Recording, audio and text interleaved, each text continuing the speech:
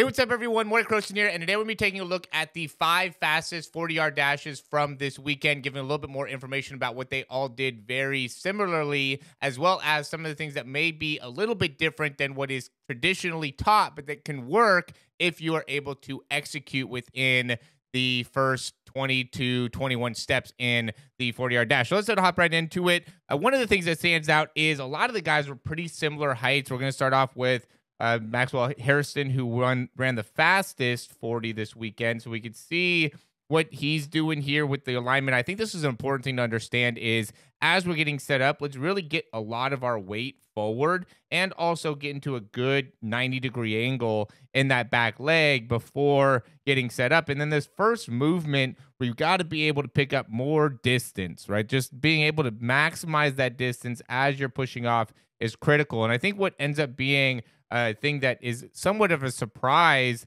is just how many guys end up starting to land a little bit more towards like the heel as they're getting into that acceleration phase. And while I don't necessarily think this is a great thing to do, a great thing to teach, it is something that could be valuable if you use it to create more horizontal action. So the idea with being able to stay more on the front part of the foot is it makes it so then we're able to consistently build speed. It's being able to have a quick foot contact time and still be able to stay in that acceleration. But if we're a little bit further in your heel a little bit earlier on within these first few steps, what's probably happening is there's just so much momentum going forward, especially for like Harrison here. He ends up running the entire, this is the 11th step, 12th step. So he ends up running the whole 40 in 19 to 20 steps, which is amazing. You could see how far back his foot is getting, how much extension he's getting. The only way to really be able to sustain that is by being able to land a little bit further back onto the foot. I do think this is a bit of a surprise. We don't see this with a lot of people that are able to run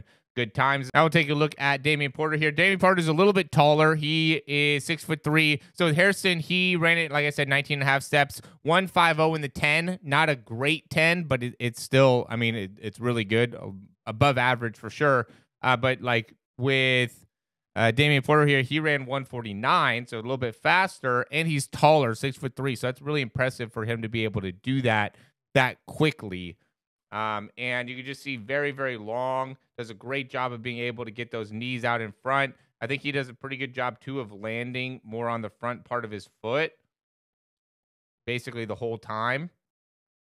But just got very upright very early. I think that's another thing that you want to be able to understand is the earlier we can get those hips up, the sooner we could get those hips up, the better off we're going to be. So it's not necessarily getting your chest up. He's still staying forward with his chest, forward with his chin, but he's getting upright very nicely within that lower half, which makes it so then he's able to pick up a lot of distance. This is 19, and this would be his 20th step. So really, really good job. We could see in that last little bit. So this is 11, 12, 13, 14, 15, 16, 17, 18, 19, and then pass in 20. So he's able to really cover about 20 yards in 8 steps, which is just a very, very great thing to be able to accomplish. What a lot of people, that's the goal, is to be able to just pick up more distance per step. And he's doing a great job being able to do that. Then this is Matthew Golden. Matthew Golden's 5'11" as well.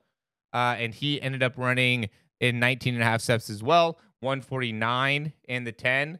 Very, very quick. A lot of the Texas guys did very well. He's a little bit back, though, on that left leg, a little bit out in front. Again, really using a lot of extension in the hip to be able to do that. So he's 11, 12. So you could do this if you're able to get a lot of extension, get a lot of distance. The way that you can land on the heel, I don't necessarily think this is a great way to teach because not as very many people can get as much distance. But if you need to get more distance per step, it could be a strategy that could work for you. Again, 19 and a half steps at 5'11". That's really, really good. Typically, people that are 5'11", you're doing good if you run 20 and a half. For me, I run about 20 and a half, 21 steps, and I'm 6 foot. So I'm a little bit taller, and I'm closer to 21 steps. So the fact that they're cutting off another step and a half, that's why they're running the 4.3, is because they're able to just cover a lot more distance in each one of their steps. The way that they do that is they're landing a little bit more towards the heel. We don't want to end up being too long though,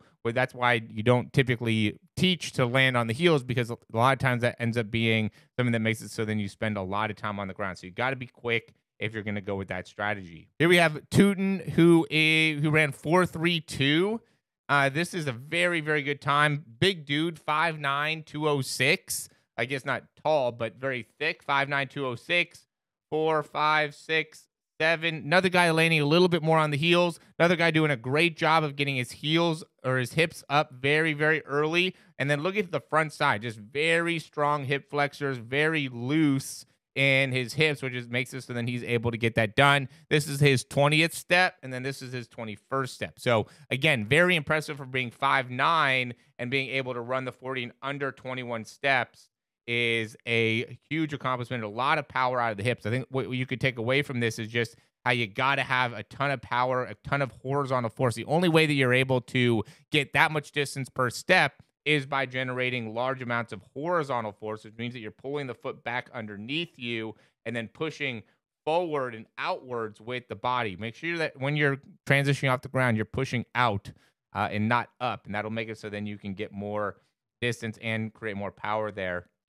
I think he does a really good job with his arms as well. He's pulling back. He's keeping the elbows fairly bent as he's doing that. He's not straightening out too much, but continuing to get those hips forward almost to a point where he's just leaning the whole time. And as he's doing that, continuing to push those hips forward and through as they're trying to fall back.